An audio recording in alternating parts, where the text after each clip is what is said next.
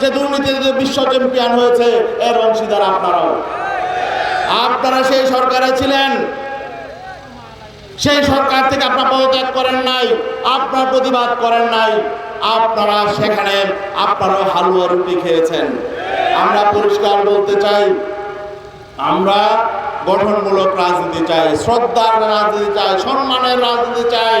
আওয়ামী লীগ বিদায় নিয়েছে, তাদের কৃতকর্মের জন্য তারা বিদায় নিয়েছে, তাদের প্রতিদান তারা পেয়েছে, তারা হয়তো জনগণ থেকে প্রত্যাখ্যাত হয়েছে। আমি বলবো তারা সেই শিক্ষা গ্রহণ করে আগামীতে সংশোধন হোক। আমরা চাই না কেউ ধ্বংস হয়ে যাক, এটা আমরা চাই না। আমরা চাই দেশ গড়ে তোলার জন্য সবাই অতীত থেকে শিক্ষা নিয়ে সংশোধন হয়ে আবারও তারা দেশের জন্য ভূমিকা পালন করবে, আমরা চাই। কিন্তু আজকে বিএনপি আছে এবং বাংলাদেশ জামাতে ইসলামী তারা আছে। এই দুইটা দলই কিন্তু বিগত দিনে ক্ষমতায় ছিল, কেউ পূর্ণাঙ্গ ক্ষমতায় ছিল, কেউ ক্ষমতার অংশীদারি ছিল। এখন বলে যে আমরা নতুন বাংলাদেশ বিনির্মাণ করব। আমরা তো আপনাদেরকে দেখেছি, অতীতে আমরা দেখেছি বিএনপিকে 3 বার 4 বার দেখেছি, আর বাংলাদেশ জামাতে ইসলামীকে আমরা দেখেছি 2001 থেকে 6 সাল পর্যন্ত আপনারা ক্ষমতার অংশীদার ছিলেন।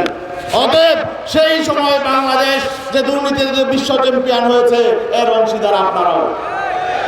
আপনারা সেই সরকারে ছিলেন, সেই সরকার থেকে আপনারা পদত্যাগ করেন নাই, আপনারা প্রতিবাদ করেন নাই, আপনারা সেখানে আপনারাও হালুয়া রুটি খেয়েছেন। আমরা পরিষ্কার বলতে চাই, আমরা গঠনমূলক রাজনীতি চাই, শ্রদ্ধার রাজনীতি চাই, সম্মানের রাজনীতি চাই। আজকে এই কালীগঞ্জ ঢাকার পাশে, সময় কম, আমার নেতা বক্তব্য দিবেন। ঢাকার একেবারে পাশে কালীগঞ্জ এবং গাজীপুর 5 আসনের একটা অংশ আছে, পূর্বাঞ্চলের অংশ।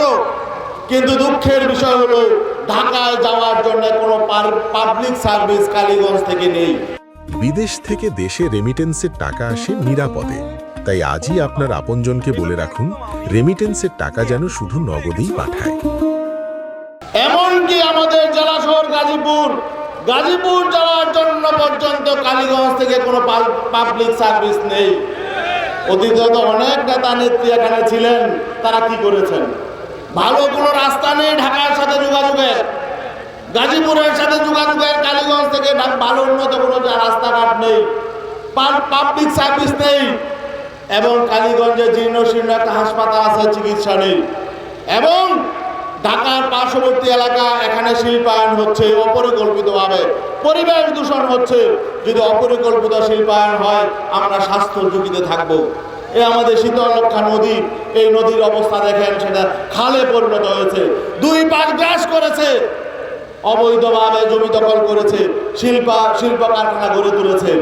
আজকে কালীগঞ্জে যে শিল্প কলকারখানা রয়েছে আমার দেশের, এই কালীগঞ্জের এবং এই গাজীপুর 5 আসনের যারা বেকার ছেলে মেয়েদের যদি সেখানে চাকরি হতো, এখানে কোনো বেকার থাকতো না।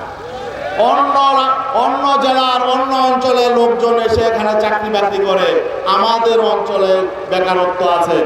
এই বেকারত্ব নিরসনের জন্য আমরা ব্যবস্থা করবো ইনশাআল্লাহ।